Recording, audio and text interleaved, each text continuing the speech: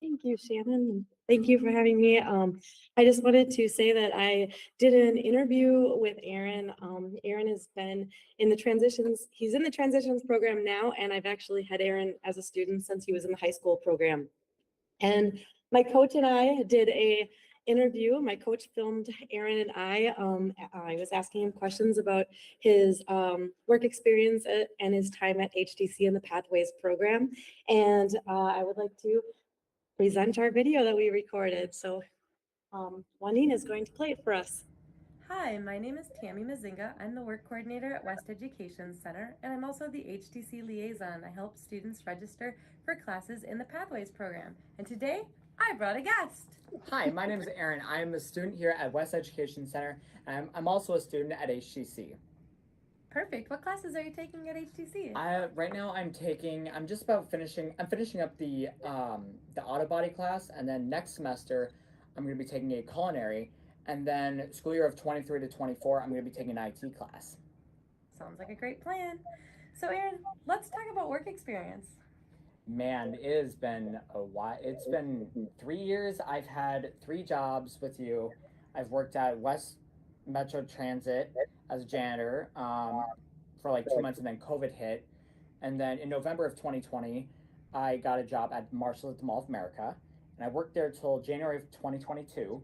And I took some time off to take that HTC course, and through the summer, I got a job at Goodwill. Awesome. Which job was your favorite and why? Oh man, I really loved Marshalls and I really love Goodwill, and right now I have to say Goodwill is my favorite. Perfect. And why is it your favorite?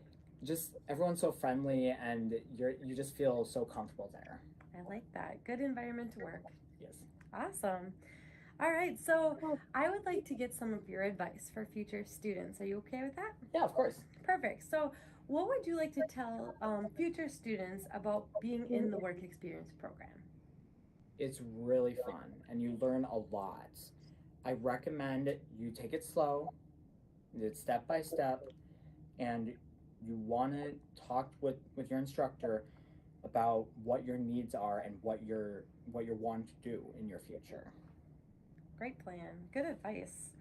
And what do you think would make the work experience program better for students in the future? I think that if staff goes to student or a student goes to staff, and they like if staff asks what do you need, what are you wanting, like we can try to help, then like you can Maybe individualize the program a little bit more? yes, Perfect. individualize and make it personal, personalized employment. Perfect. Personalized employment's cool. I like it. Yeah. All right, that's a good suggestion. Thanks. So I know, Aaron, that work experience programming is one part of the program, but we also have a part of the program called seminar class. And I know that you've taken different portions of that class, and I was wondering if you could tell us a little bit about what you learned in the seminar class. And we just have a walkie going off right now, but we'll let it go and we'll move forward. So, what did you learn in that seminar class when you had it? That seminar class, I've learned a lot. I've learned about resume building, a resume, I'm blanking right now, a reference page, writing a resignation letter, You worked on your career portfolio. yes. Perfect. And all of the things that go in there. And then that resignation template, right? Yes, So that if template, you yeah. have to leave a job, then you know exactly what to turn in to leave that job and leave it with an appropriate notice, right? Yes. And hopefully I won't have to do that for a long time. Yeah, because you really like your job, I love my job. which is awesome. And I love that. And so, what else has helped you in that class for your future? Like help you to get to where you want to be in your future? It made me realize that I want to have a job not only for have something to do with my life, but to help with the community by helping with the economics of this country and contributing to it. And where I work at Goodwill, we have these foundations that we donate to. We ask customers if they want to round up, and that rounding up goes to like the Father Project, the so many organizations to help people in need. So and that's what I love about working with to help Awesome. people. And it's a way to give back. So that's super cool. Of course. I like that. Awesome. So another thing that I do as a work coordinator is I connect you to some outside resources because eventually, like some students, like eventually you get to the point where you're done with transition programming, you're done with your high school, then you're done with your transition program, and you move into adulthood, right? And so we usually set up students with different services that are outside services. What services are you set up with? I've been serviced. I've been serviced through a company called VRS, and yeah. And VRS is actually Vocational Rehabilitation Services, and VRS actually stays with students all the way through adulthood. So if for some reason Aaron got a job doing something that he was really passionate about, but that business happened to close for some reason, VRS would reopen his file even if he was at age 50 and still continue to help him provide services. And so what has VRS done for you so far? They've helped me get the job that I'm currently at, and I currently love at Goodwill. Perfect. And they're also working on getting you connected with customized employment. Yes. And so you got assigned a customized employment specialist, and he started working with you and then had to take a break, but we'll be starting to work with you again soon. And you guys are going to work on trying to find that customized employment job or Yes. career for your future, right? Yes, I'm really Perfect. excited for that. And what was his name? Who are you working with? I forget it's Rory Taft. There you go. Awesome. I just remember President Taft. There you go. And he's been really good. I Oh, think yes, he'll be he's really great. super helpful. And he's a cool dude. And he is really cool. Awesome. So, Aaron, I know that like recently we just hosted a really important meeting. We invited some really important people, your district rep, your parents, your case manager, job coach, a bunch of people that were very important from your team. And they all came, including school representatives from WEC as well, and the principal, etc. A lot of people. And we discussed some very important things.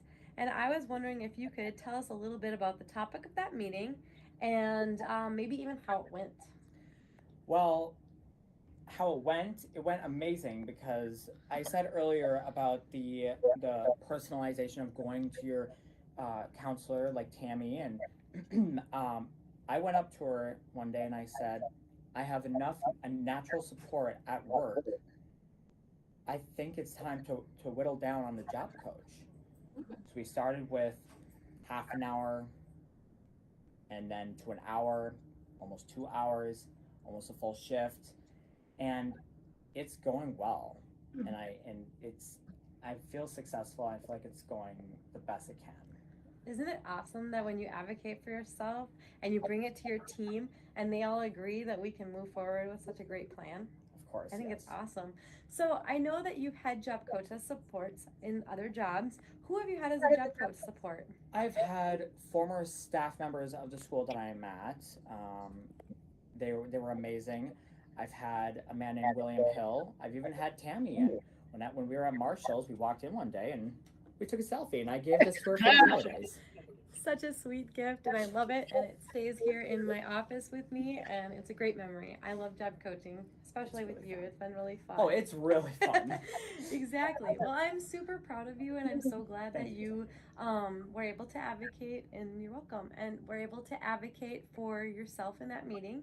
And I'm really super happy that your whole team agreed with flying colors, all thumbs up, agreed to your plan. And I know that it's been working out really well. I've seen your exit tickets, and I know that you've been working really hard. And congratulations Thank you on so being much. able to have your job independently. It feels amazing. Thank you so much. It's all to you. Oh, I think you are just as much credit, right? We do this as a team. Good job. Amazing. That's good.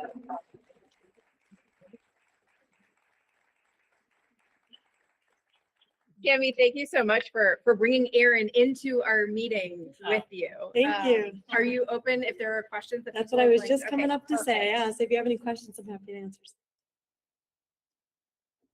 Just thank you. Aaron's a great kid. Love him. He's a good kid. Yeah. Students are in your program. Well, so there's students in the high school as well as transitions in the program. So I have about 17 students that are working in the community. I have 4 students that work inside the building at our door A receptionist job, as well as a student custodian position, and also students that help in our WEC Snack Shack Cafe. It's a coffee shop inside the school. And then I have students that work in multiple areas in the community. So we have a partnership with Gateway Donation Center. They also have a thrift store that we have helped out at. I've had students work at Marshall's and Goodwill and all of the places that Aaron was talking about, Southwest Metro Transit. And then I have students that work at various stores and places that they're interested in, as well as Fusion Pet Retreat, which is an animal boarding daycare center, as well as a agility place. And then another site that I have is that I'm actually going to start working with is Props, and that's another donation and thrift store nearby at WEC. And then I help set up students with warehouses and other work that they want to do as well. So, and it's fun. So in their interest areas, whatever they want to do, I try to find the job that they want to do. That's the plan. There is that. Thank you so much. It's so exciting and it was so fun to see him. I have kind of a next to question, which is like the program that Aaron was connected to that will carry him through adulthood. Mhm.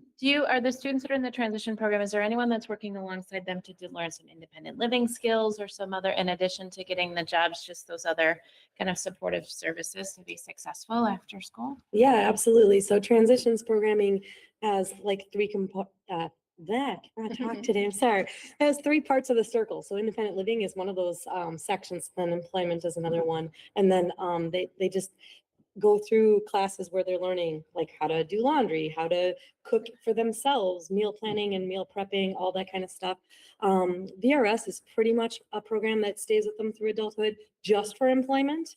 But I mean, and they do other things as well. So they help set up customized employment, like Aaron's going through that right now. And that's really to find a student a job where it's not just going out and applying for a job that's already there, but creating a job that fits the student's need that they could be successful in, that the company may not even know that they need, but could be very successful and very needed after they see how successful it goes.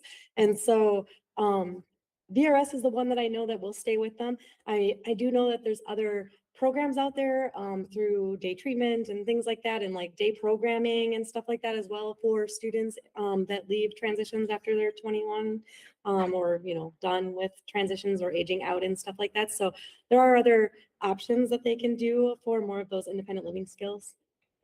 Yeah. Please pass along to Erin our appreciation, and also the 2 of you could have a talk show together. So pass that along as a future career idea as well. Aaron would love that. Please, it was very natural in front of the camera. And just wanted to also share, those of us who went to the Get on the Bus with the West Education Center last month, were able to hear from several of your students, which was also just absolutely wonderful to hear them talk about the very different experiences that they're having. So thank you for sharing all that you do with us. We really appreciate it. Thank you. We will move on to our next spotlight. Oh, we're going to do it again.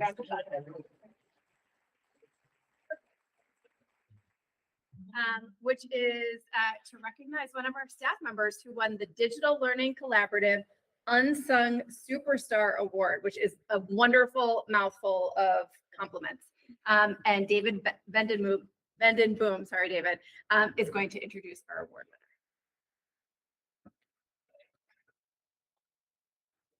Thank you, Chair Brackey and Superintendent Dowd. It's my pleasure to introduce John Fila, who has been with our district since 2011. And he is the recipient of the Unsung Superstar Award from DLAC. DLAC is a national group that promotes digital learning across the country. And John has been very well known in that circle for a long time. And I think he's one of the few people in the country that could reach out to them and say that he would like to present on a topic, and it just happens. And so that happened the last couple of years. And this year, I think one of the focuses was on ChatGPT, which came out after all of the sessions were closed or kind of getting presentations. And so he reached out and said, hey, he'd like to talk. And it was a packed session. I think the most people that I've ever seen in a room from the pictures. And John's one of the few people that I think can pull that off. He's been an innovation coach in our district. He was one of the primary supporters of the Minnesota Partnership for Collaborative Curriculum and helped get that running. And so, John, we're happy to have you, and come on up.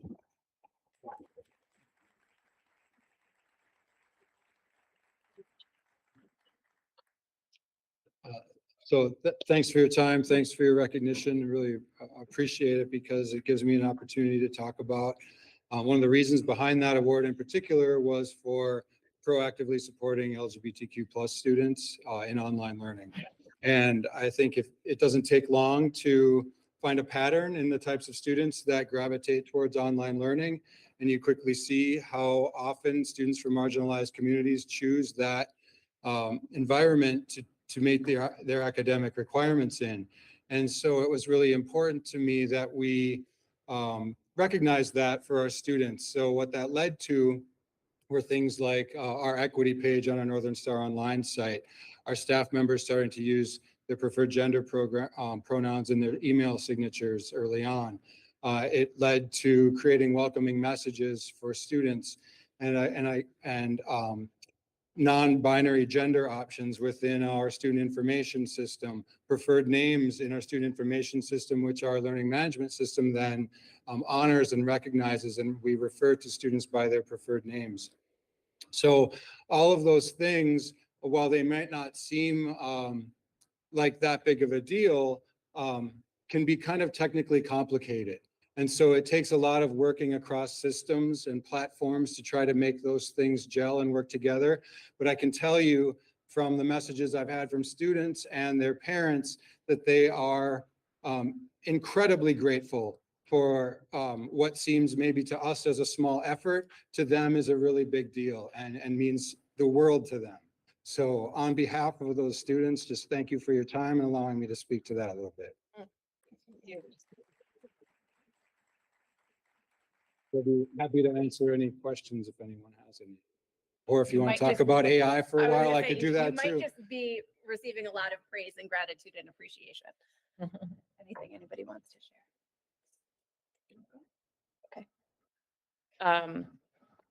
I am one of those parents who knows what a big deal all of that is. And so I want to say it is a big deal. And I didn't know that was what this award was for. So I'm overwhelmed right now. Hearing that is the work that you've been doing and that it's been successful and recognized is huge. It is really important. Thank you. Thank you. When I reached out to DLAC, this was a couple of years ago, and wanted to talk about proactively supporting students in the online environment. Again, a packed session. People are clamoring for those kinds of conversations and not sure what to do about it. So the fact that we could come in and make these kinds of changes first and show other people how to do that really means a lot to me, because I want to work in a place that is a leader in these kinds of areas. We want to be that place. Yeah. Too. So thank you. Thank you so much. Thank you. Oh, sorry, one more. Follow-up question as someone who has seen how difficult this is to do in a system like a school. I would definitely appreciate if your expertise can be shared with our member district. Because Absolutely. I know even though we have an equity, a gender equity policy, we're struggling with the tech. Right, Yeah. right. Absolutely. Yeah, I'm happy to. Thank you. Thanks. Yeah, I think it's what everyone has said, right? It's like not just the direct impact this has had for our students in 287, but the ripple effects that this has Yes. for students and schools all over the place who are trying to do better and be better for our kids who deserve it. So thank you. And I hope David did not get comfortable in his chair because he is back as the recipient of our next spotlight, which will be presented by Elizabeth Lodge Rogers.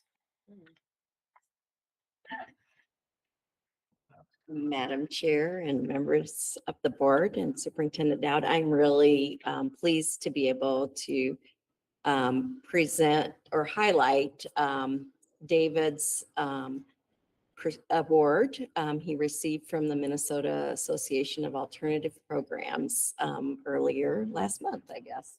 Yeah, I can't remember. Anyway, it was just last month. It seems like a long time. David has been a leader in not only the provision of effective and inclusive education and an online platform, but in general for students who are alternative learners. And David is an amazing advocate for students, knows instruction, knows how things work, and I'm just pleased and honored that I get to work with him, David. So David is the exemplary recipient. Thank you. And so this award, and having John here for this is nice too, because what I get to do is to support teachers like him, and really make the system work for students. And I think the one piece that we do within NSO and we do within the district is to say yes. I think in a lot of systems, schools say no because it's about systems and it makes it easier for the adults. And our job is really to make it easier for students and families. And so that's what I think this award was for. What a beautiful sentiment, and as it should be everywhere, right? Any other comments or questions? Thank you so much. Yeah.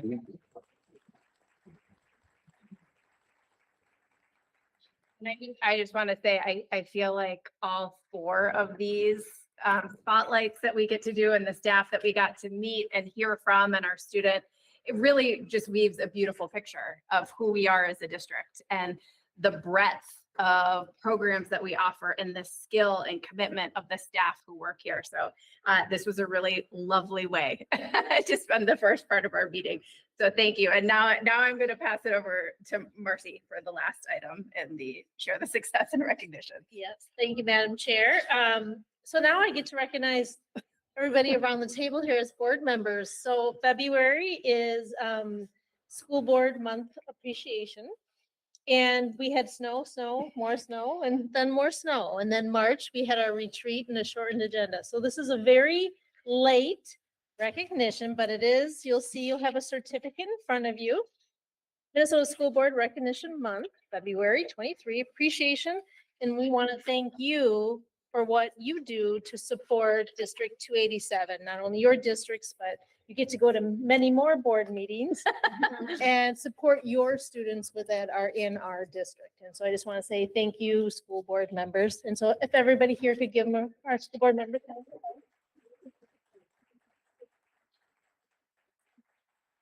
And then I must introduce Jenny Tuzian. Jenny received an award and she did something really special, that award that she got. And I'm going to let her talk about what's in front of you, these little blue keychains. Jenny. Hello, school board. I get to thank you on behalf of all the students in 287. We did some lessons in one of our hospital programs about what the school board does. And then the students created some keychains to thank you for all the behind the scenes work you do. So we can make it an inclusive environment for our students and flexible to all their needs. So our students created you each a personalized keychain. So thank you so much for all you do.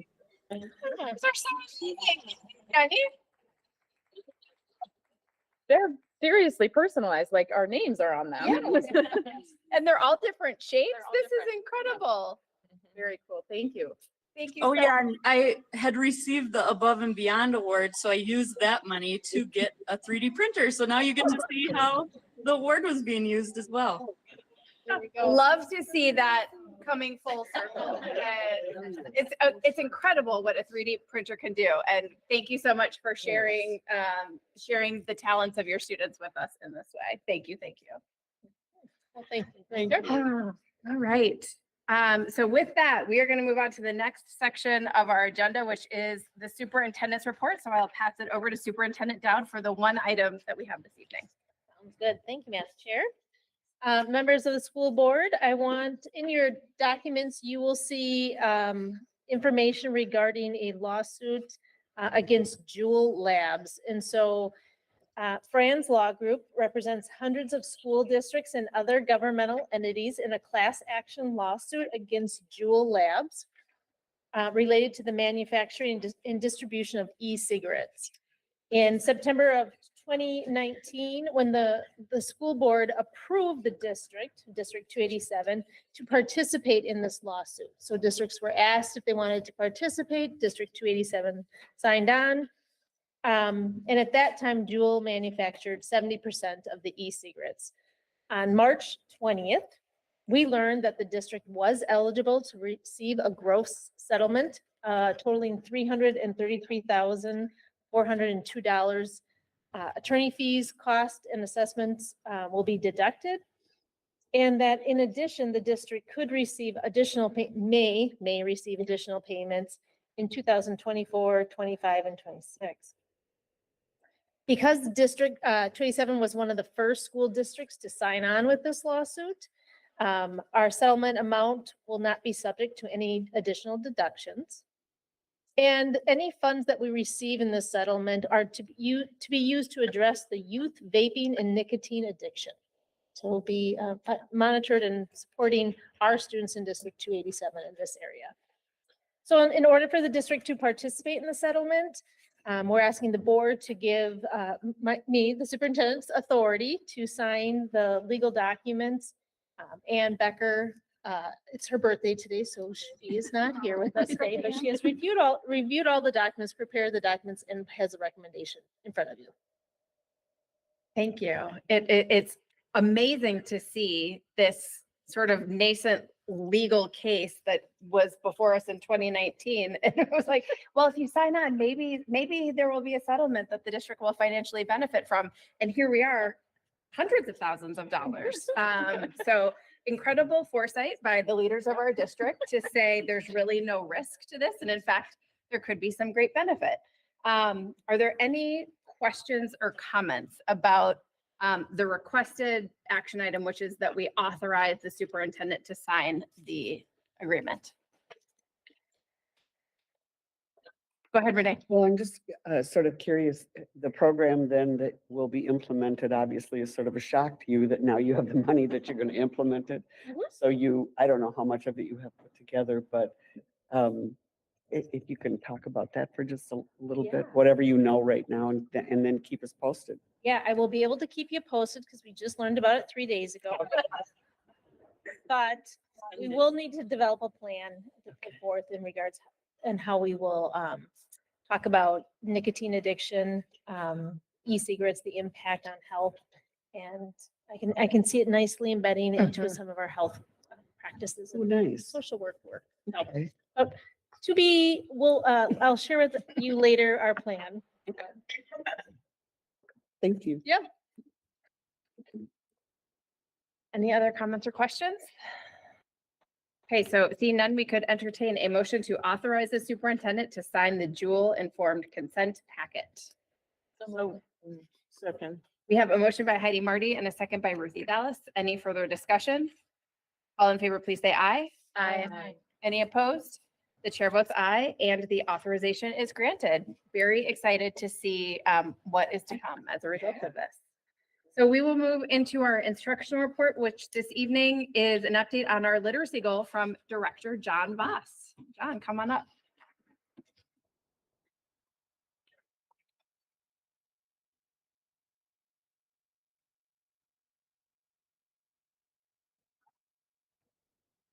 Thank you, Chair Brockie, Superintendent Dowd, and board members. And Juanine for running the show. When we reviewed the World's Best Workforce Report a few weeks ago, I mentioned that our view of monitoring progress, particularly in literacy, is based less on regular standardized measures and more on individual growth due to the nature of our student population. So tonight we're going to look at some of those individualized measures as well as some normed measures. Because the amazing work of our staff and the achievements of our students are rarely captured in those standardized norms that we see in a lot of the state reporting areas. And so as we look at our literacy goals for this year, this is the evidence-based practices part of our strategic priorities. And the primary purpose in our goal has been to reestablish the foundations of assessment, curriculum, and instructional practice following all of the disruptions of the past few years in order to accelerate the growth in student outcomes that we see, particularly in literacy. So our literacy goal has specifically been to increase the numbers of students who meet their own personal literacy growth goals. Because growth and achievement data have been disrupted along with a lot of the practices that take place in a normal school year.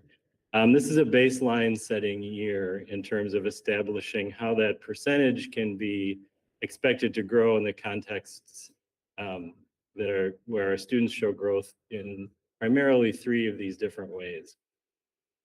First of all, the statistical growth for students taking either the MAP reading or the A reading from FastBridge. And then secondly, some curriculum-based measures for students who are working through a specified curriculum, but whose progress is better defined through that curriculum rather than a norm statistical average. And then the third way are individualized measures for students whose growth is best measured and represented by comparison to their personal performance and how their skills improve over time. These are primarily students in our tier 3 level programs.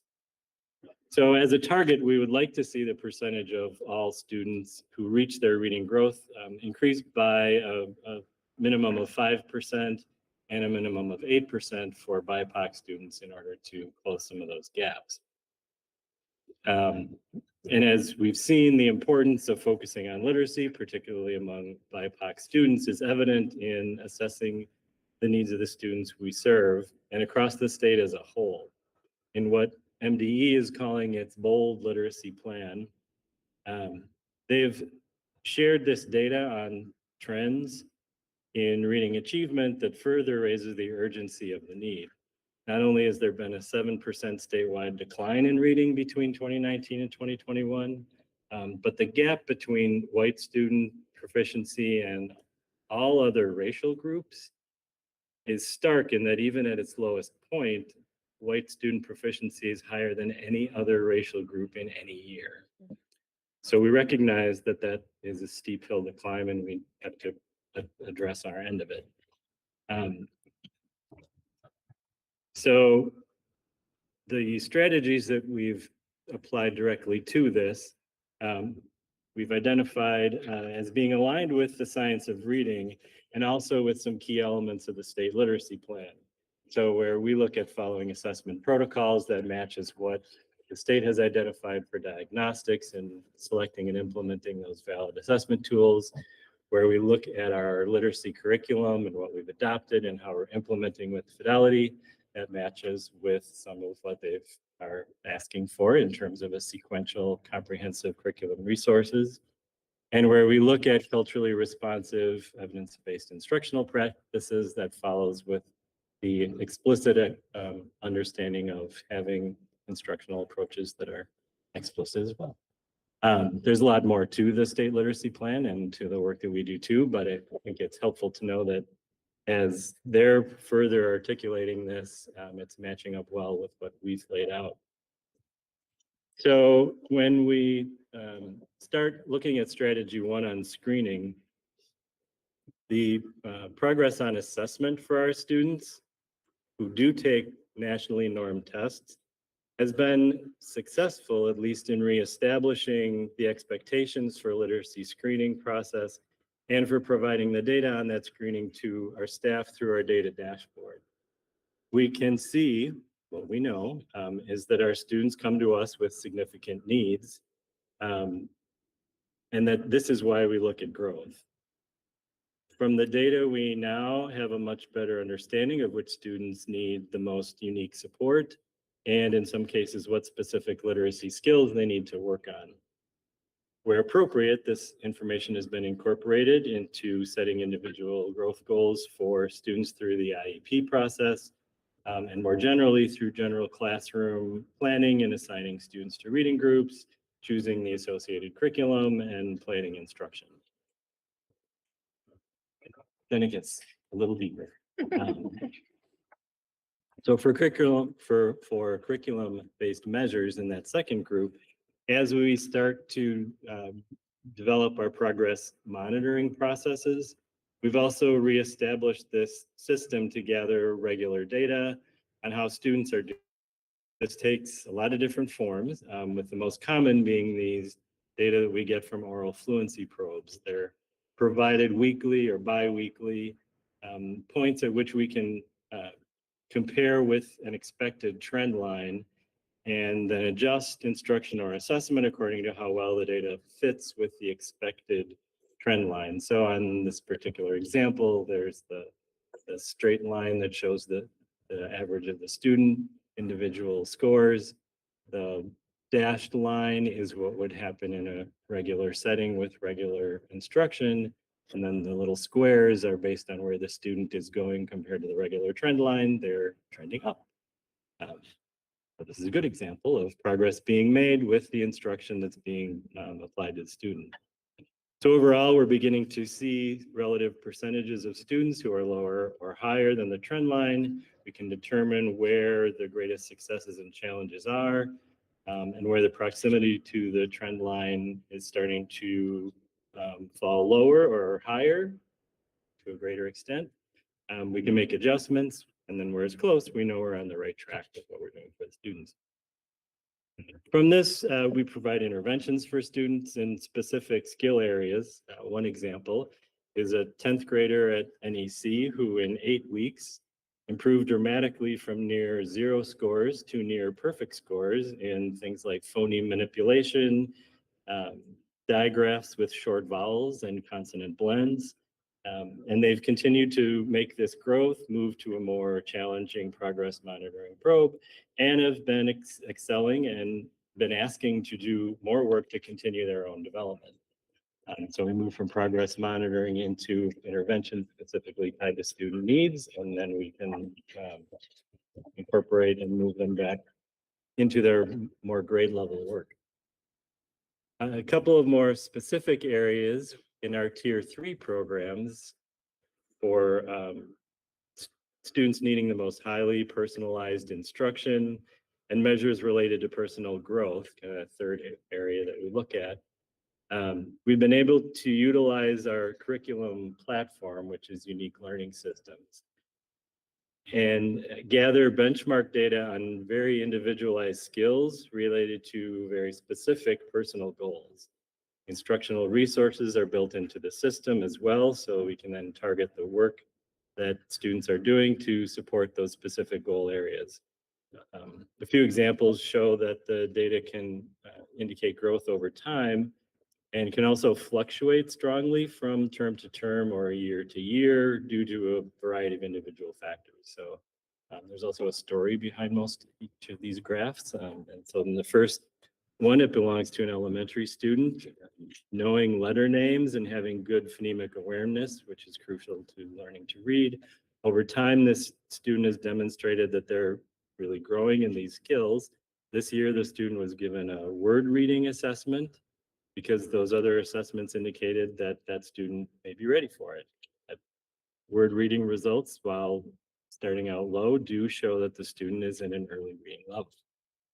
And then the second graph is also now an elementary student.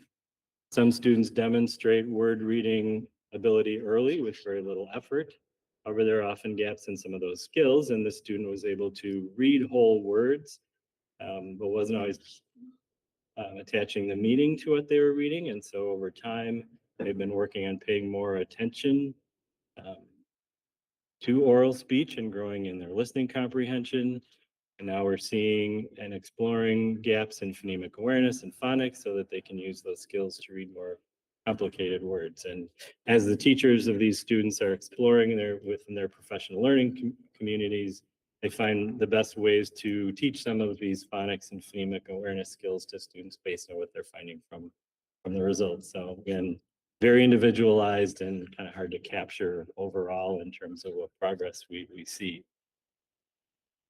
Another specialized version of that.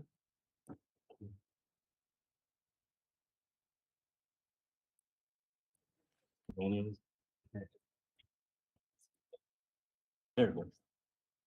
Within our care and treatment programs, they've developed a unique way of looking at for their school improvement plan, specifically in the area of reading identity, because so many of their students are with us for a fairly short period of time.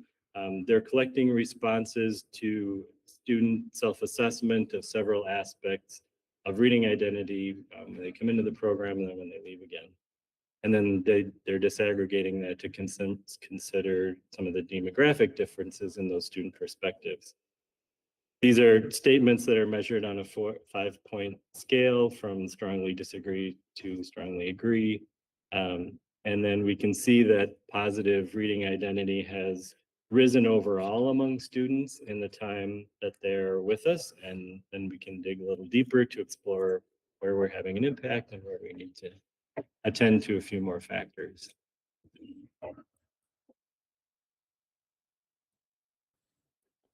With the curriculum, where we have curriculum adoption and reviewing and strengthening how we're incorporating that, we implemented a comprehensive literacy curriculum for grades K through 8 back in the 2019-2020 school year, just in time to have it disrupted as we got into the fourth quarter. So we're in our fourth year now, although in many ways it's more of a year 2 of actually having continuous progress in working with it. If we adjust for all the fits and starts of the last few years, it's really provided a solid foundation for routines, expectations, and instructional planning in all of our elementary classrooms and in the majority of our middle school reading groups. We've seen significantly more consistency in instruction and student expectations, and some anecdotal reporting that behavioral disruptions are lower during literacy classes. So to gauge the level of usage and progress, we've gathered data from classroom walkthrough visits that we've been working on this year, and from the data system that's incorporated into that curriculum as well. From these, we've been able to identify how to focus coaching support and curriculum reinforcement for some of our instructional teams as the teachers work through the units and gather some scores on individual skills. They can work with their professional learning communities to respond to some of those skill areas that need support.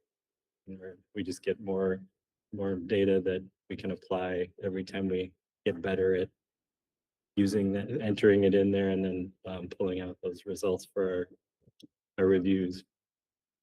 We've also developed our own reading curriculum for our high school special education programs. That's what we call Rich Reading. It incorporates specific skill building activities for older students in vocabulary and comprehension, using reading materials that are flexible to meet older students' interests and also their current reading levels. With a little over half of our high school classes piloting the use of the curriculum this year, we keep building and improving on the materials and updating them for the current times and building in some assessment processes. And then for the tier 3 students, as we talked about with unique learning systems, we've been using that for a number of years, and we're now realizing the potential of the data systems a little more fully. We've seen 90% of usage through our walkthroughs, and more importantly, we've got new attention to that evidence that we looked at earlier around individual improvement in literacy. And then in the third area that we've focused on for instruction, last year we adopted a culturally relevant teaching and learning framework. I think we talked about last year in the fall. To build on the racial equity work we've done with Radius Guess and Resma Menikin over the last few years, and adopted it into our instructional practices as much as we can.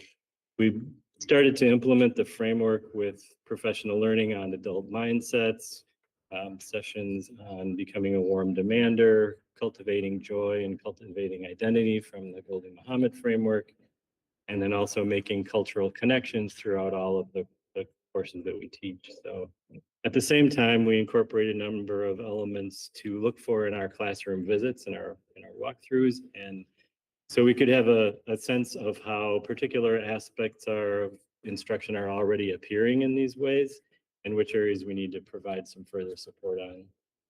Some of the key areas of success include establishing routines, which is what's shown in the graph there. Providing challenging work has shown up quite a bit, and meaningful activities. These are some of the ways that are related to the literacy curriculum being used in many of the improvements and enhancements made by our staff. So they've built more culturally relevant reading materials into the system that we have at all levels, even in the elementary and middle that we have a full-fledged system for. So we see further areas of growth opportunities in some of the areas around cooperative learning and movement. These are areas many of our students find challenging when they come into us. But we've also seen some really creative examples of how to engage students with movement, especially in learning words and phonemes and things like that. Elizabeth was just telling me about one earlier today that she saw.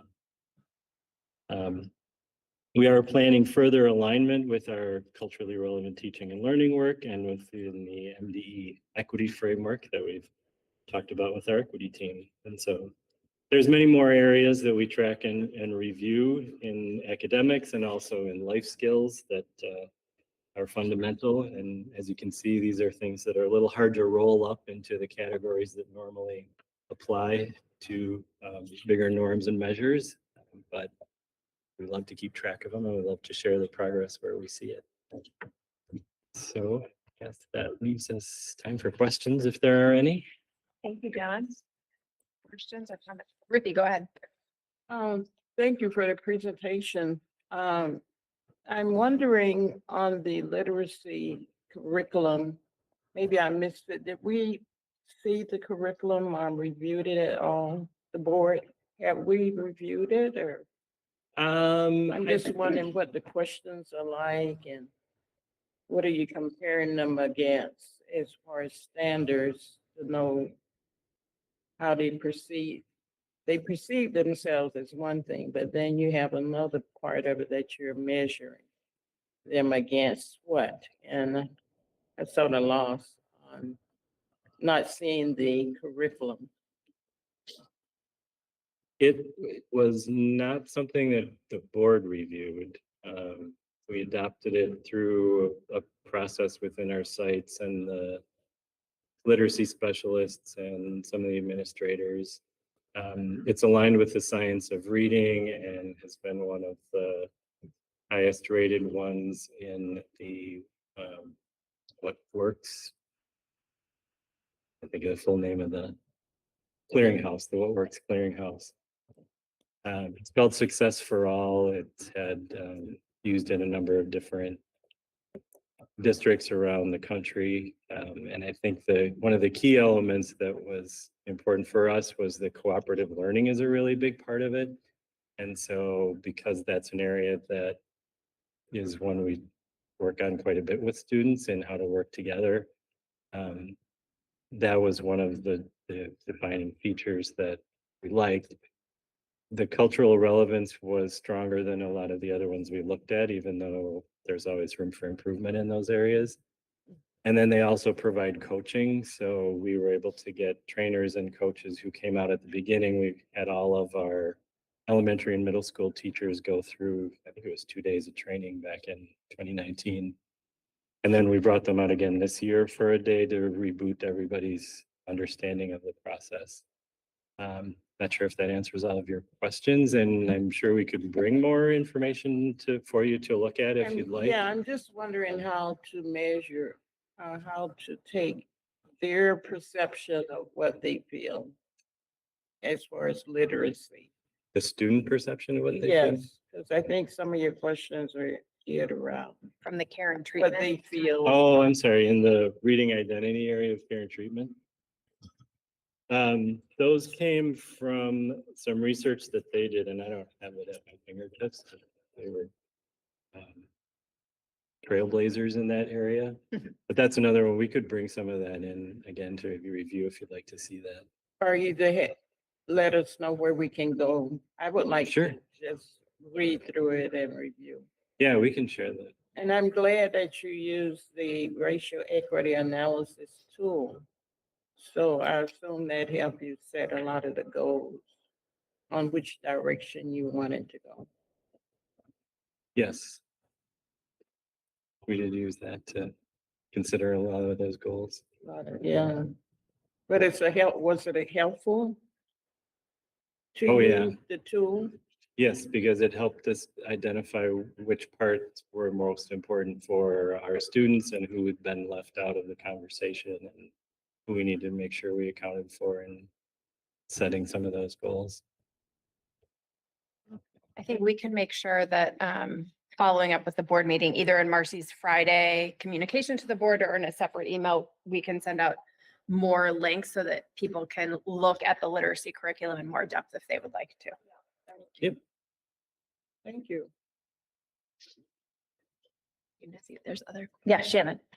I appreciate that question, Treasurer Dallas, because I think, like, I'll speak for myself. We've been getting a lot of updates at our board meetings about literacy, and I personally listened to the podcast, Told the Story, and I think this is part of a national conversation that needs to be had. And so I'm happy to hear that the curriculum being used in District 287 is based in the science of reading. I think that's where we all need to be headed.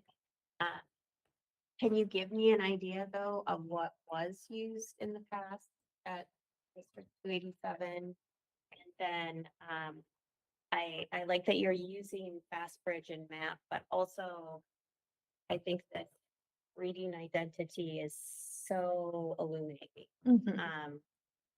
Because one of, I think, the unintended outcomes of the prior practice in schools was that a certain type of student walked out of the classroom thinking they weren't a good reader. And yet you can see right here that they like to read at home. And from my perspective, that means they're a good reader. So I like the blending and bringing in multiple perspectives in order to assess what we're using. So just wondering if you could speak more about that and how those assessments are being used to test if this curriculum is having the desired outcomes and impact. How the assessments on the reading identity are being used, or? Well, I guess I got the sense that that's blended. So you're using FastBridge, you're using MAP. I'm assuming are required to do the MCAs, right? And then this reading identity is more of a individualized incorporation. I would assume that's part of an assessment. It is, and the reading identity is at this point in the care and treatment programs. So only at this point. They're piloting it this year through their school improvement plan. So we're all learning and kind of excited to see where that takes us. And then if it can be blended into how we assess across the board, I think we'll definitely take a look at that. But right now it's just care and treatment.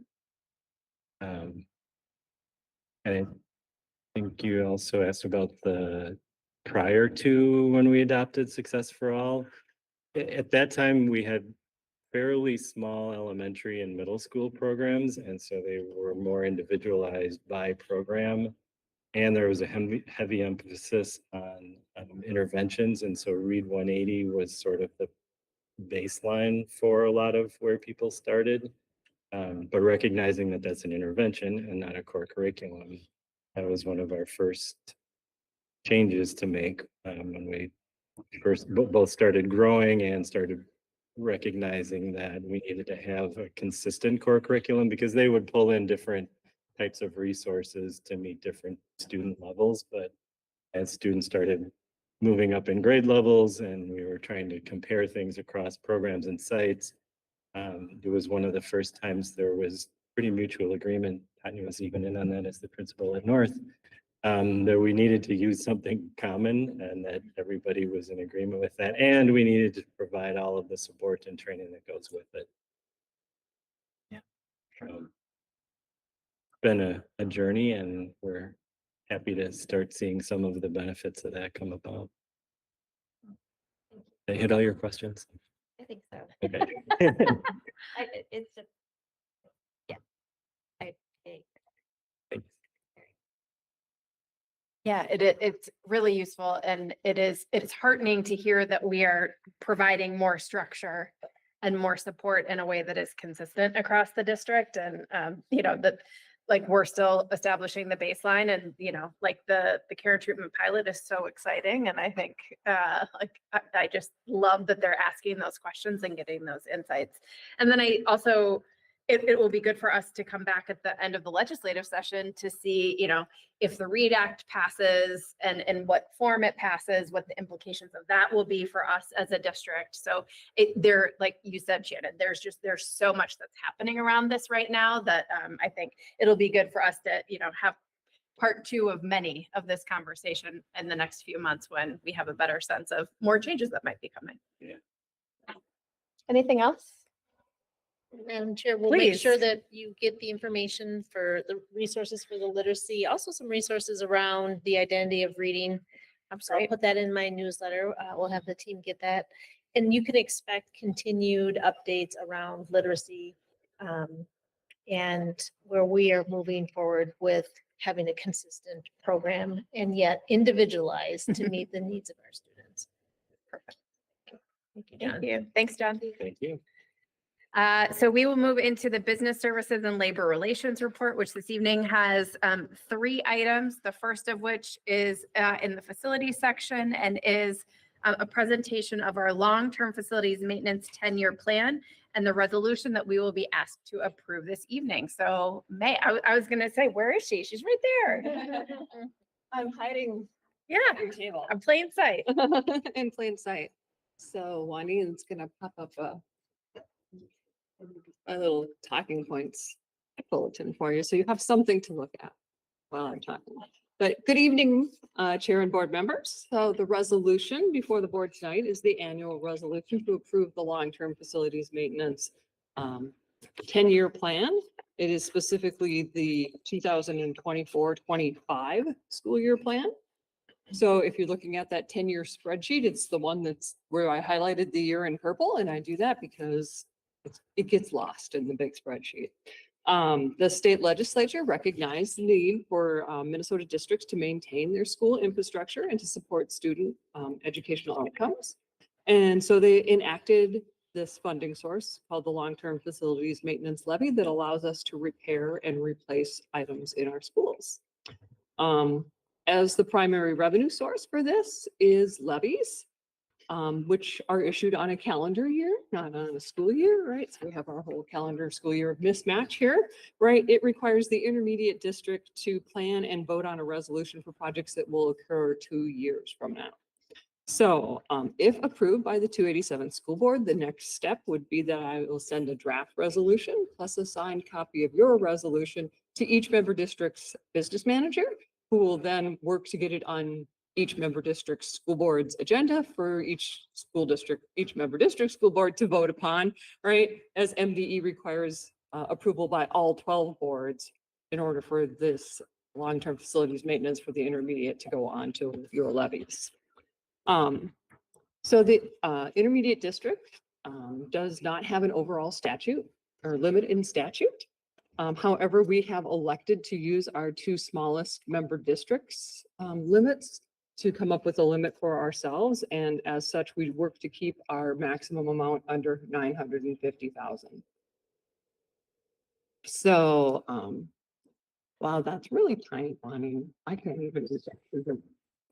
So, so you might want to look at the talking points item in your board book. That didn't work as well as one would hope.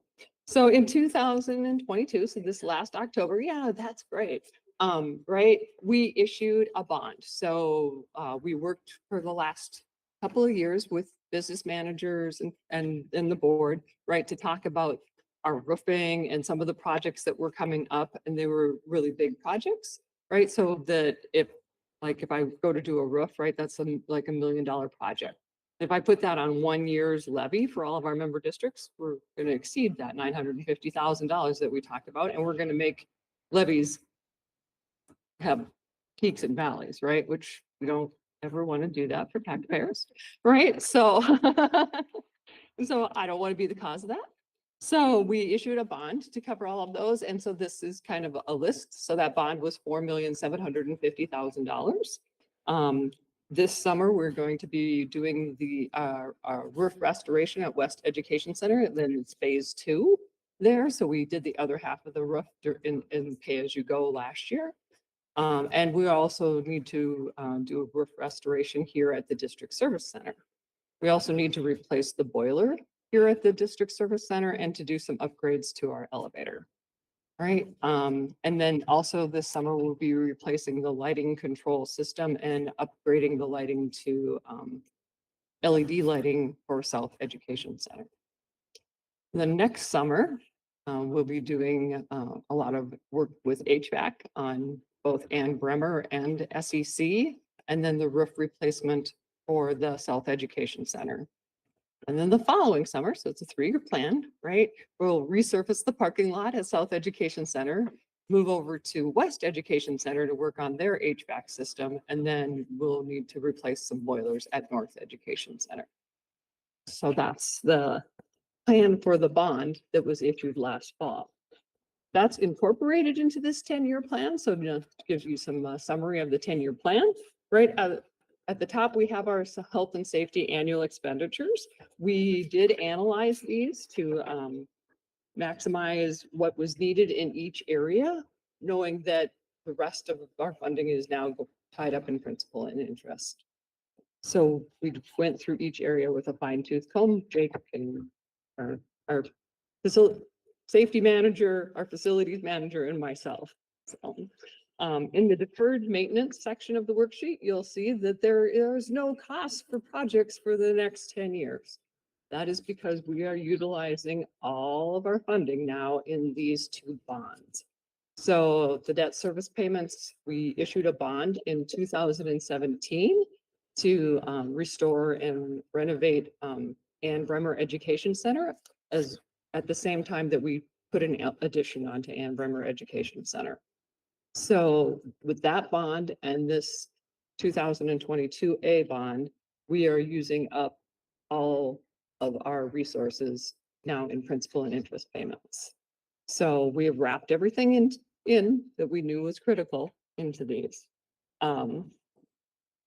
Let's see, what else did I want to put in here? So the total for the 22-25 school year is $925,000. That amount is allocated to each member district using a 3-year weighted average of ADMs based on membership in 287 programs for each member district. That's the same methodology that we use to allocate the lease levy. So that's what was agreed to when this came into place. The business manager said, "May, let's not come up with a whole different allocation methodology. Let's use the same one."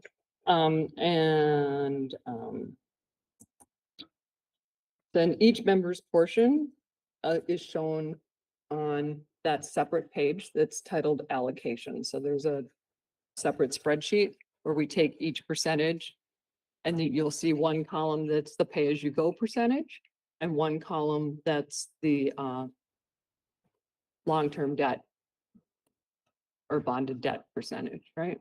And so all of that all of these documents will also go to the business managers to be included in your each member district's board packets as well. Are there any questions? Thank you, Meg. Questions or comments about the requested approval of the 10-year plan for long-term facilities maintenance? Knowing there's a bunch of numbers and a bunch of documents, I also want to give people time because I can tell Yeah. folks are looking at them, which is good. So it's 925,000, thousand million. 925,000 total. Open million, but okay, I thought that's what you said. Yes. That's be interesting. And the use of it can go towards similar things that you have laid out here, or it's up to the member district? No, so the use of it is in those things that are laid out there. So this gets included in the member district's long-term facilities maintenance levy that you do to your taxpayers, right? But then the revenue flows through to the intermediate district to cover the intermediate district's health and safety costs, and then to cover the principal and interest on our bonds for the LTFM projects that we are doing. Thank you. Makes sense? We have a question over here with Anne. Sure. Not a question. it's Comment, a- sorry. No, I say this every year, but this is like the few times where we take something specific from 287 to our home boards. And so pro tip, bring these talking points because it's really helpful to be able to say to your home board, here are the talking points, here's what this money is used for, here's how we get the form, here's how the formula is created. I think it's a really excellent kind of opportunity to sort of educate our home districts about how this all works, because I think it can be a little bit mysterious. So not that you make it mysterious, it's just, I think we just don't often interact to talk about it in our home boards. So bring these talking points, they're really helpful. And do make a point of kind of saying this is how it works to your home board. Okay. And if you wish, I can add talking points about how the levy works, right? Because I don't know that talking point is on there, but thank you for bringing that up. It was in my notes that I developed these talking points based on board feedback last year and have incorporated them for your use when you go to your board, but you just think I skipped over that section. I think this is great. But that is what those talking points are for. So when this comes to your board, you have talking points that you can speak. And I think the one thing that I have also found really helpful is knowing what our member district's share of enrollment is, and then how that is the same percent that we are contributing for the long-term facilities maintenance. So that is a specific number that I think is really good to be able to proactively share with people, because it also reinforces, yes, and this is, what percent of 287 our district comprises. I will say the one thing that I have done this, 5 years now? I think that maybe this is year number 6. This is the first time I either heard or it actually connected in my brain that 287 uses the average of the two smallest limits as our limit. And I was actually very surprised to see that. And I think it's very understandable from a fiscal responsibility and, making sure that we're keeping things very much in check. But I also want to make sure that that is not handcuffing us unnecessarily because we're tying it to the two lowest of 11. And so I'm thinking about, our philosophy when it comes to contract negotiations to neither lead nor lag. This is an example where we, by design, are lagging. So I just wanted to sort of share that, and that it made me stop and think, and, if that's something that you all, have more conversations about, I think that's something that is worth us talking about when it comes time for the future. That's just my 2 cents on that. Thank you for sharing. You're that. welcome. I'm not sure the business managers would agree. That's why I'm the board chair. But yeah. But you'll like I notice said, that, it just hit me, I think, in a particular way this time around, that it had not before. So I wanted to share that. You'll notice that this, what we're asking for is 925,000, right? And our goal is to keep it under 950. Yeah. So And I think, I mean, to your point, one of the things that 287, I think, is very conscious of is cost to member districts, being very responsible financial stewards. And so I understand why this is one area in which it might make sense to do the approach as is outlined here.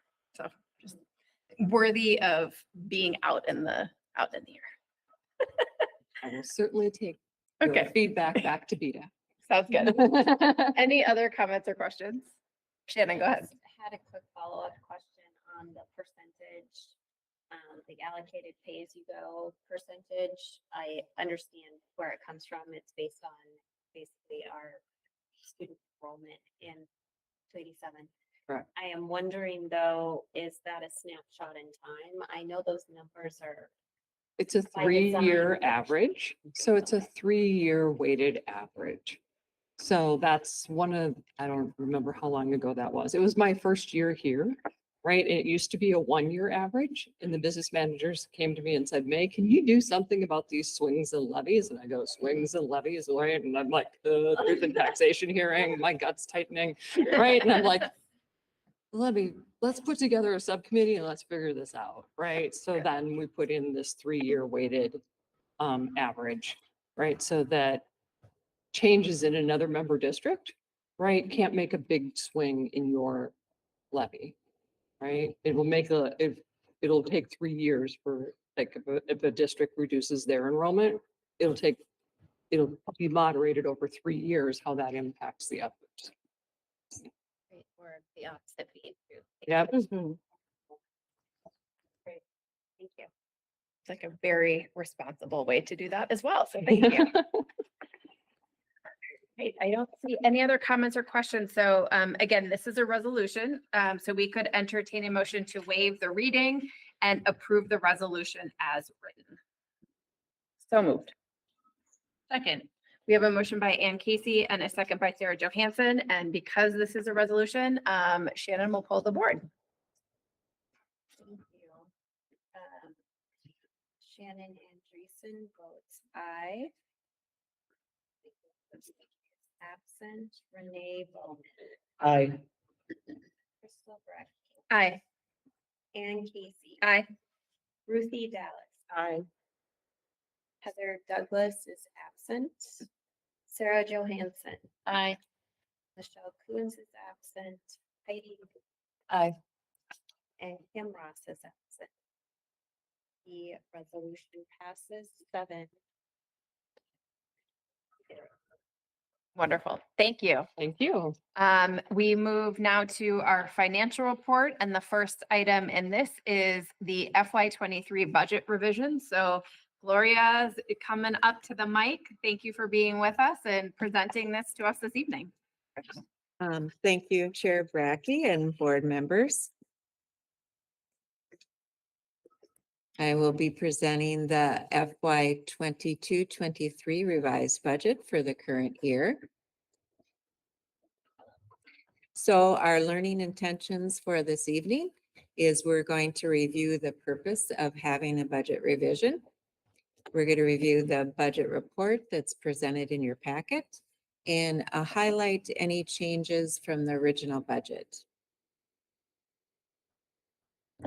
So the purpose of having our budget revision, as you know, we bring original budget to you in June of the year prior for your adoption.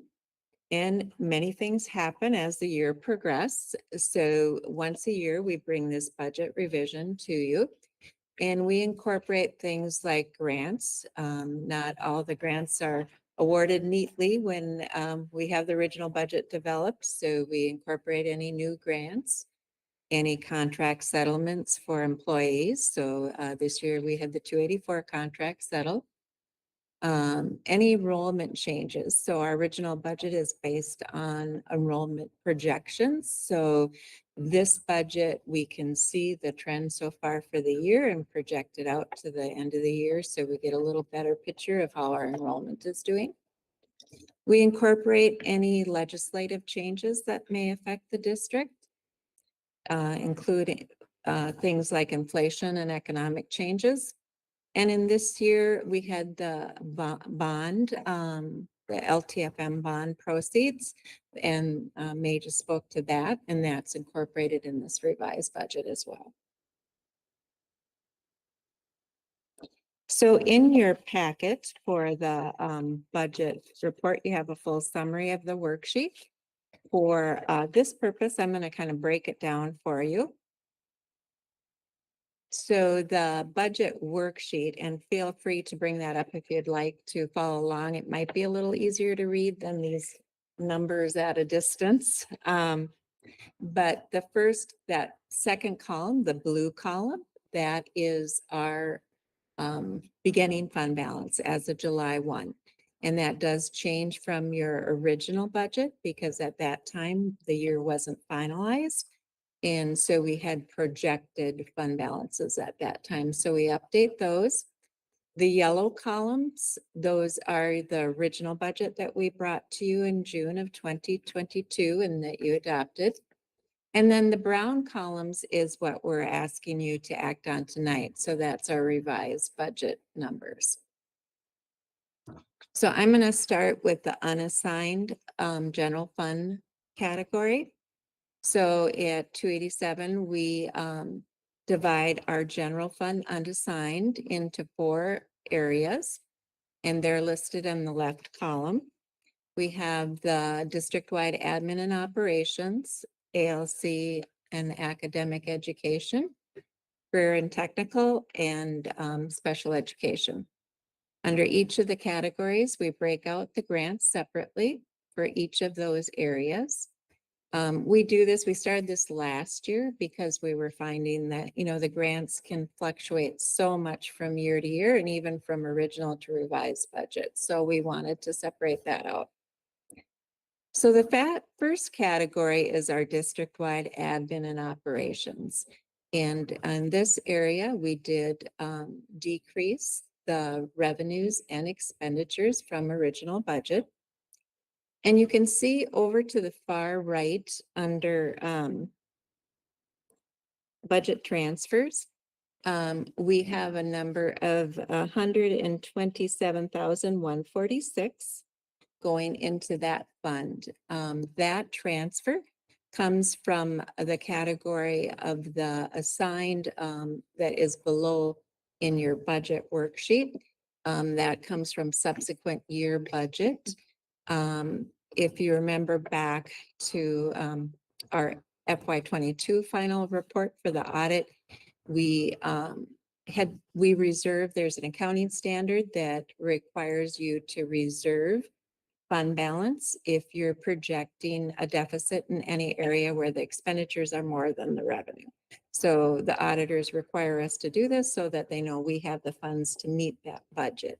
So in the original budget for FY23, in that district-wide admin and operations, we had that 127,000 reserved. So we're moving that back in, which gives us that ending fund balance of 197,964.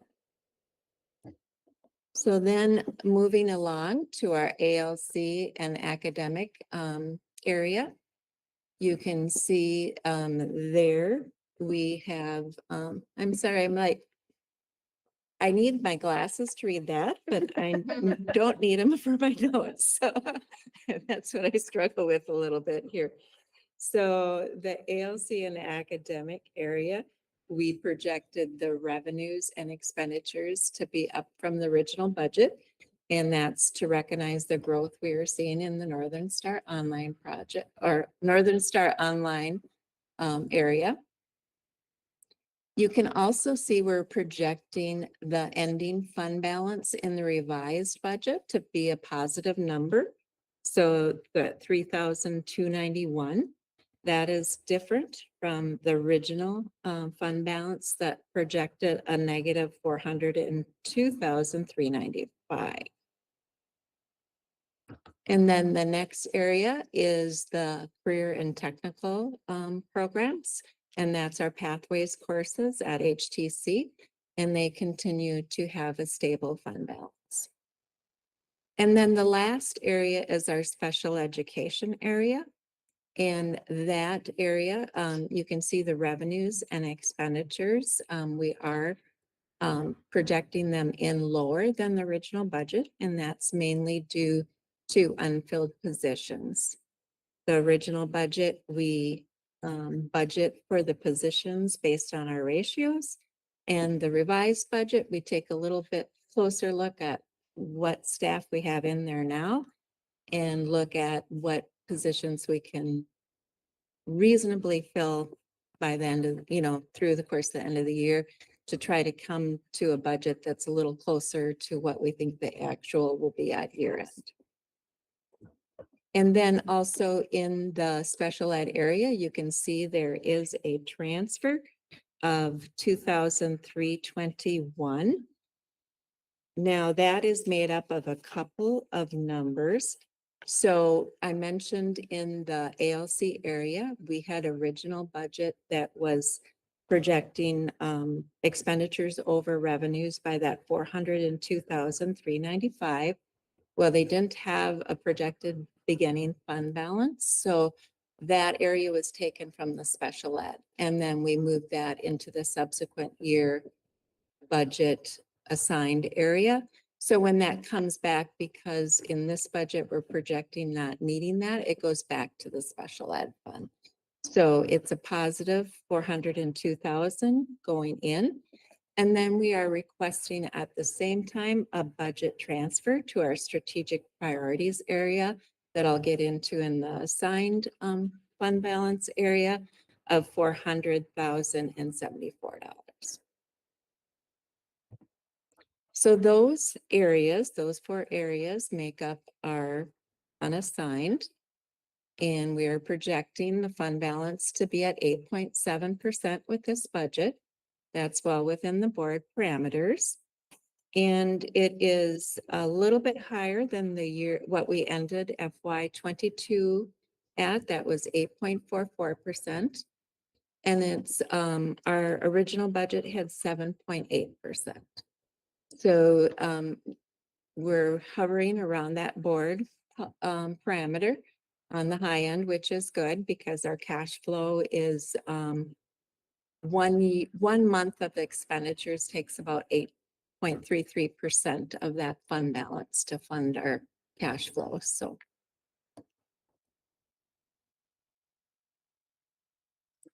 next we're going to go to the assigned area.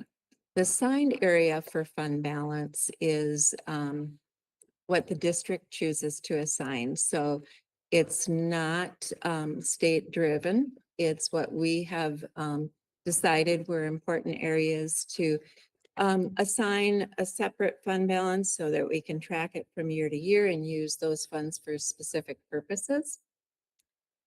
And you can see there's not a lot of change from the original budget, but strategic priorities, the expenditures were down in that area, mainly due because we had that mental health innovation grant awarded. And so some of that is helping with our strategic priority of mental health. And then we have some other areas in that assigned area. We have the, that I'll just kind of touch on quickly. We have the property account, which we hold funds from prior year that for projects that didn't get completed so that we can continue on with those projects. We have the separation and severance for future expense in that area. We have the COVID-19 additional expenditures. That was something we set aside at the beginning of the pandemic because we knew the federal funds wouldn't cover all of the COVID-19 expenditures. And then we had the subsequent year budget that we talked about, and you can see that we have that zeroing out with this revised budget. So that is that negative 529,541. That's going up above to those areas for district-wide admin operations and special ed. Now at the final budget, if when we develop the FY '24 budget, we have the situation where we have areas where the expenditures exceed the revenues, you'll see money coming back into it. So it's kind of always kind of a revolving cycle with that. So it may change the ending unassigned fund balance as well if we're reserving more fund balance in the assigned area. And then we have the strategic priorities that the district, we've set aside historically funds there to help fund our strategic priorities in mental health and district equity inclusion area. And you'll see that positive $400,074 in there that was moved or requested as a potential transfer with this budget from the special ed fund. Okay, going on here. So the next area is our restricted fund balance areas. And these areas are restricted by state statute. So we have to have a separate coding system and track those expenditures separate and keep those fund balances for those specific areas that outlined in state statute. And they also dictate what we can spend those funds on. So the first area is health and safety. And there we are planning a spend down of fund balance for fire safety and accessibility projects. And we have long-term facility maintenance projects. And that includes the West Education roof. And then we have medical assistance. We use that fund for special ed expenditures. And if it's a non-reimbursable area of special ed, that helps reduce our tuition bill. But we're also planning a spend down for the stairway project at North and South Building. And then we have safe schools.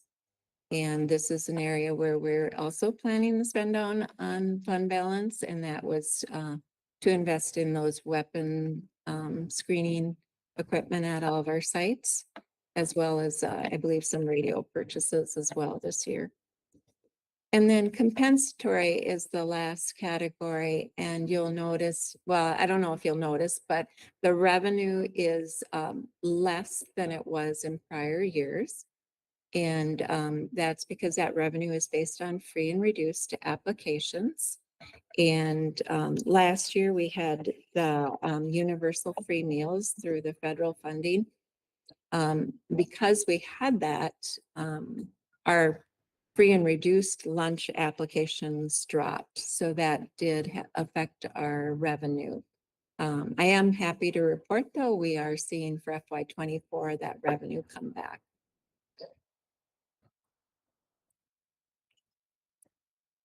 So those three areas comprise the general fund. So to highlight some of those areas again in our general fund are we are projecting the fund balance to go down about 1.5 million. And that's mainly due to those restricted funds areas. Remember, we talked about safe schools and MA and those areas where we had those planned spend downs. The general fund revenues are projected to be about 508,743, less than the original budget. The expenditures, 882,049, less than original budget. The ALC academic area, we talked about that in the unassigned area, and it's projecting a balanced budget, but we wanted to make sure to get that balanced budget in the ALC area that you're aware we are using the ESSER grant funds to fund some of our ALC positions. And then we had the special ed area that saw a decrease in expenditures of almost 1.8 million in the corresponding revenue due to unfilled positions.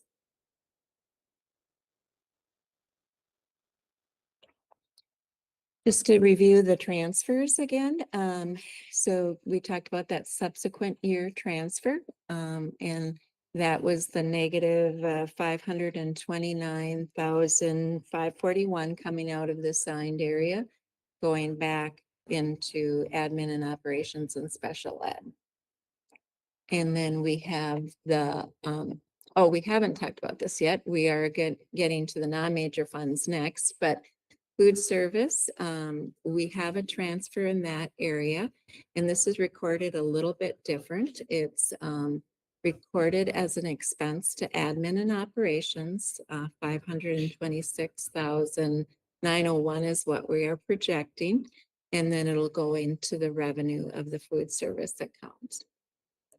And then we had the special ed budget transfer request to strategic priorities for the $400,074. And again, to continue the therapeutic teaching model and other strategic priorities.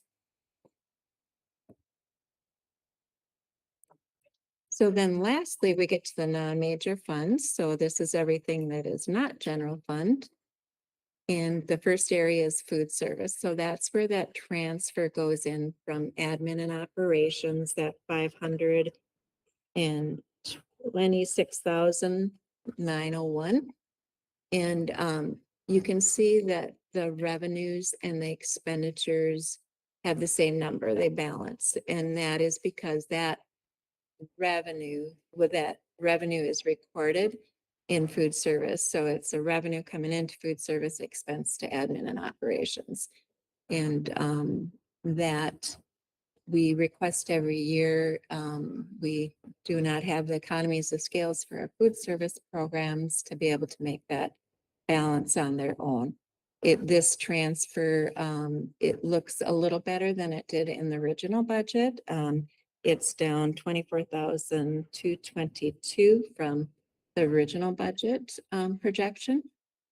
It is higher than last year because we did have those free lunch meals. So last year we ended up with a transfer of just 256,155. So we are projecting that to be up this year.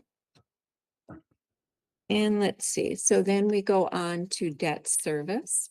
And this is where, we, of course, record the lease levy, and we pay our building debt as expenditures, but you'll also notice we have a pretty good fund balance there. That's not money we can spend. That's going to pay off our North Education Center Quality School construction bonds in 2029. So that money goes into an escrow and is planned, budgeted for each year so that in 2029, we pay that complete debt off. And then we have the construction fund.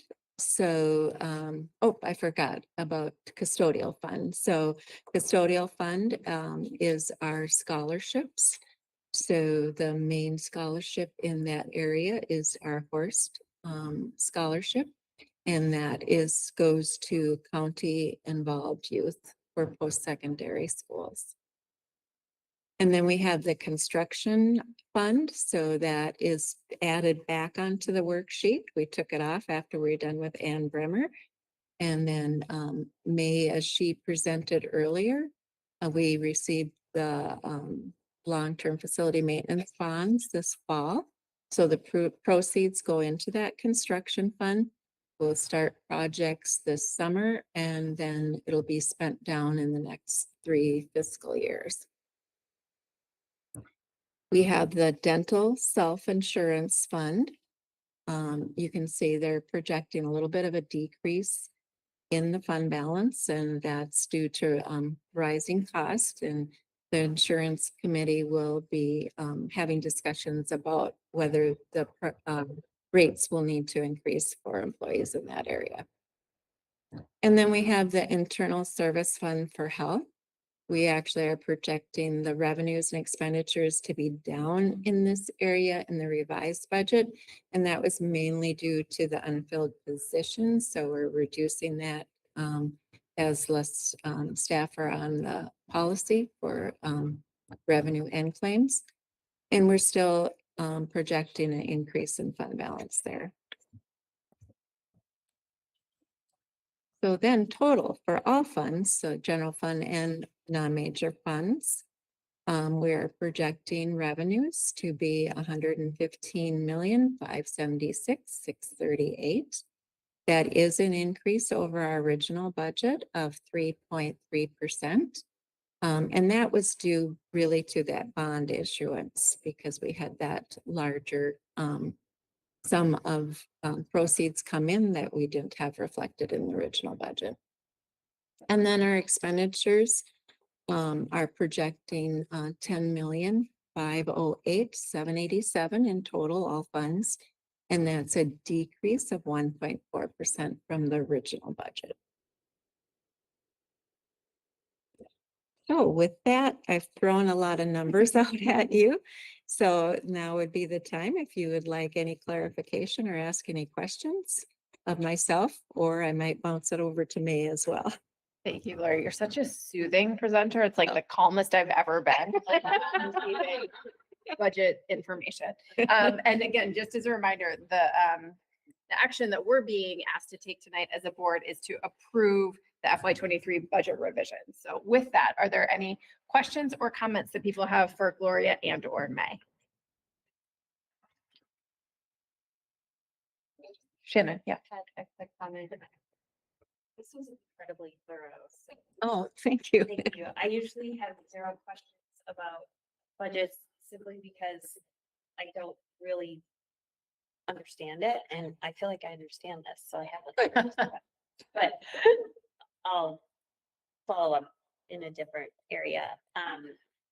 The only piece that struck me as something that we could probably look into is I know that the state is running a pilot right now about alternative ways to measure compensatory funding since those educational benefit applications are going away.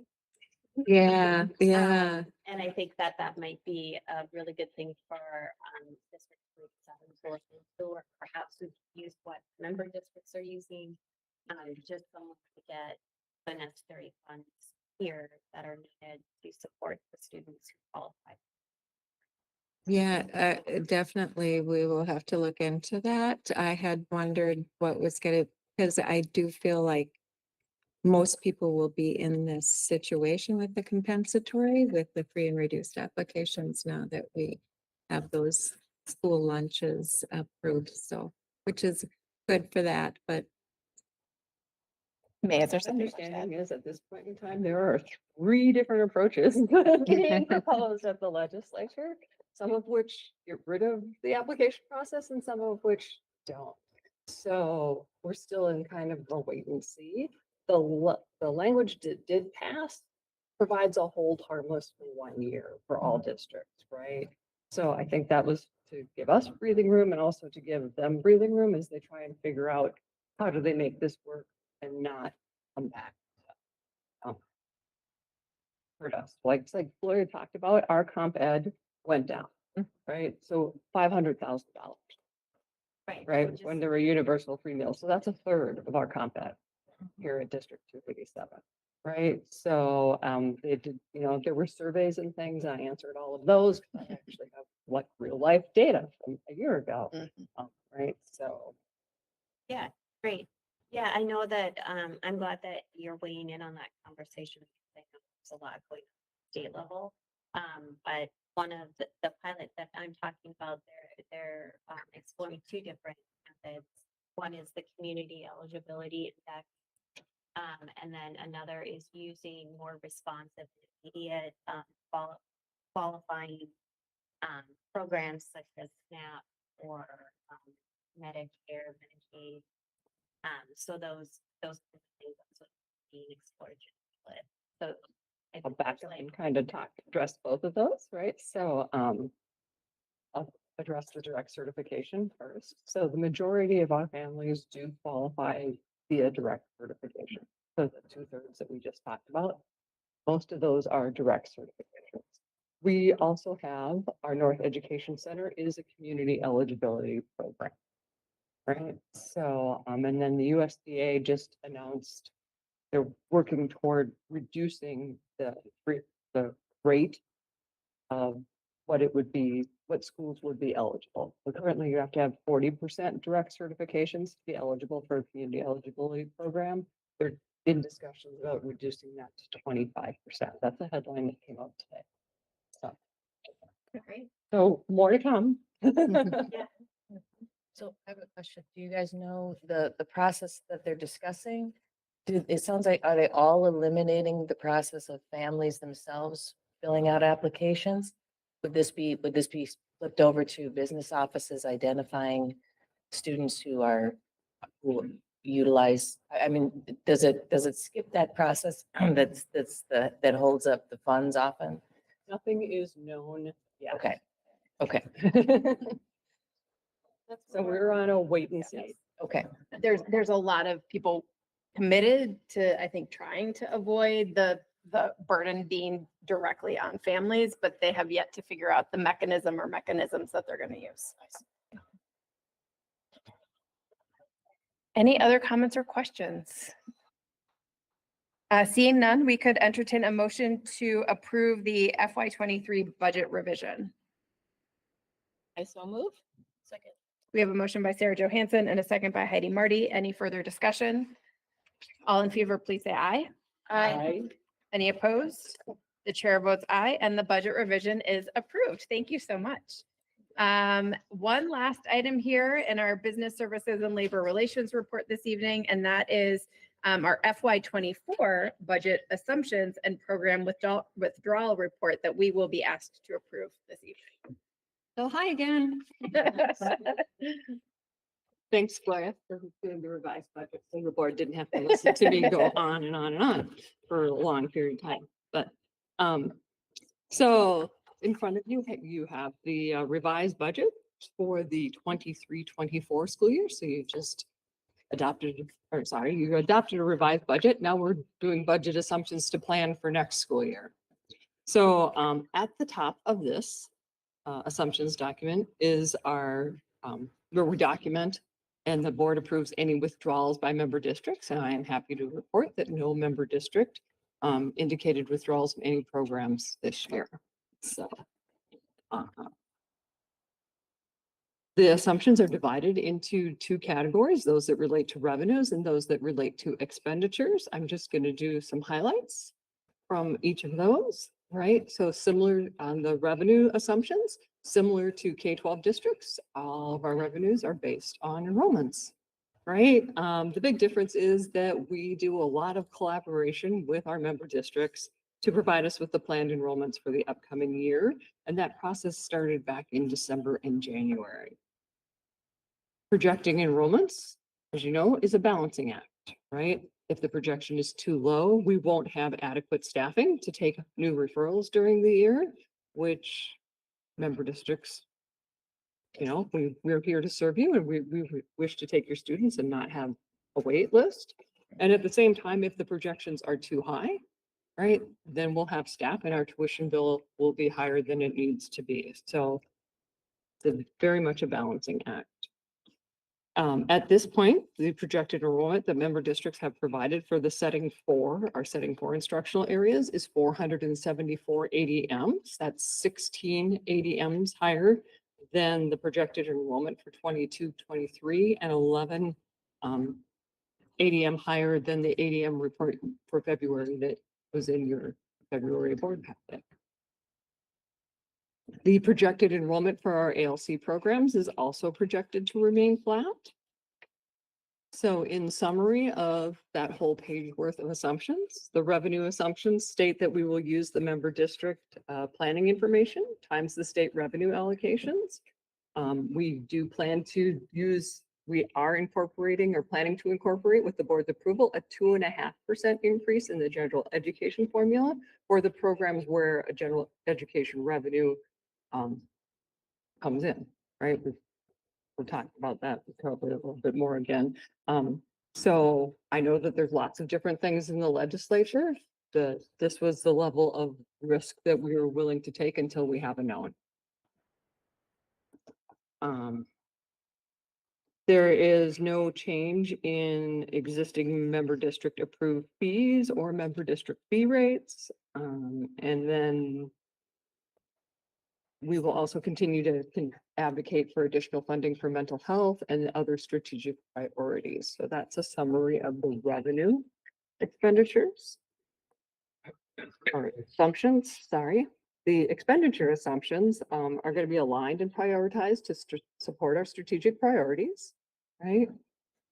They will be also aligned with our budget, our revenue budgets, which may include some budget adjustments in some areas. We're going to continue to use our tiers allocation methodology for our setting four programs that was approved by, developed by CDAC in conjunction with CDAC and approved by the school board in 2019. And then we continue to work with legislators to identify funding sources for the therapeutic teaching model and strategic priorities. As legislation is unlikely to be passed in time for our original budget, the original budget will show that those expenditures coming out of our strategic priorities fund balance. For staffing expenditures, staffing makes up 85% of the district's budget. So these assumptions are key to planning the budget each year. So we're going to continue our recruitment and retention initiatives, and they've never been more important in this current economic situation. Our staffing is going to be aligned with their tiers ratios that we talked about. Our staffing for other programs will be aligned with the revenues for those programs. And then our projected expenditures for staffing will be based on settled contracts, or if a contract is not settled, it'll be based on the board parameters for groups that are in negotiations. And then, as always, the budget will be developed in within the parameters of the board's fund balance policy. So a complete list of all the assumptions is in your board packet. Are there any questions about the 23-24 budget assumptions? Thank you, May. Questions or comments about the assumptions? I don't see any. It's so helpful to see these and for us to say, yes, these are the principles that are going to govern the budgeting process for the next year.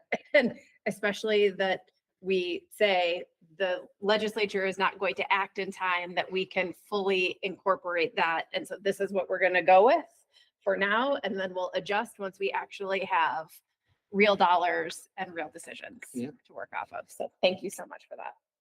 Just going to make sure again, there aren't any final. Okay.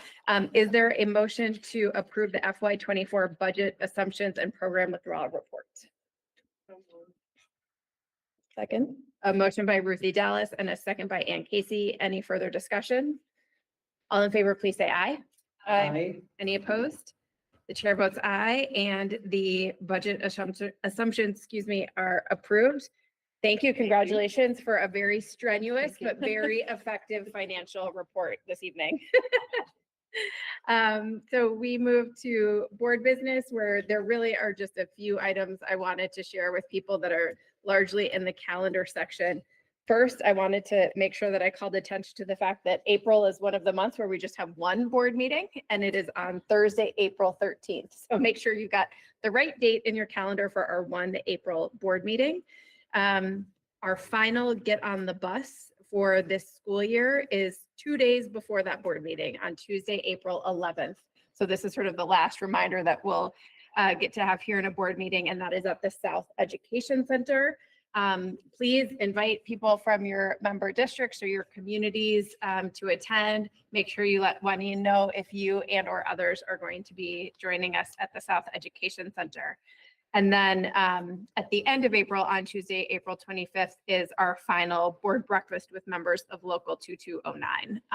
So you'll get a couple more reminders about that. But the two big dates for April, the 11th in the morning, get on the bus, and the evening of Thursday, April 13th, is our board meeting. So with that, we will open it up for once around the table, and if there is anything that people would like to share with one another this evening.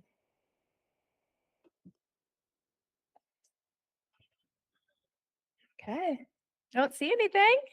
Well, I just Silent. I All want right. to quickly say I'm thrilled about universal school meals in the state of Minnesota.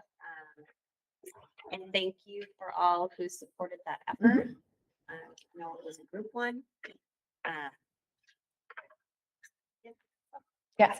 And I'm, as we talked about, that there is built in now this transition year where we actually have the time to really thoughtfully plan out how this is going to go and how to make sure that we both feed all of our kids and we don't take away really important services that our kids deserve.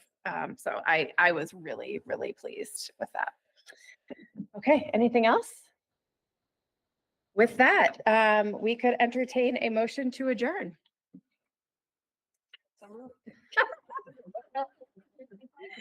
We have a motion by Shannon Andreessen, a second by Ann Casey. Any further discussion?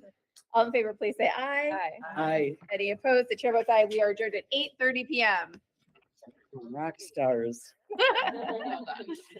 Me and Gloria get real rock star honors for all of that. That was Yes. a lot. Thank you. Yeah, it's a lot.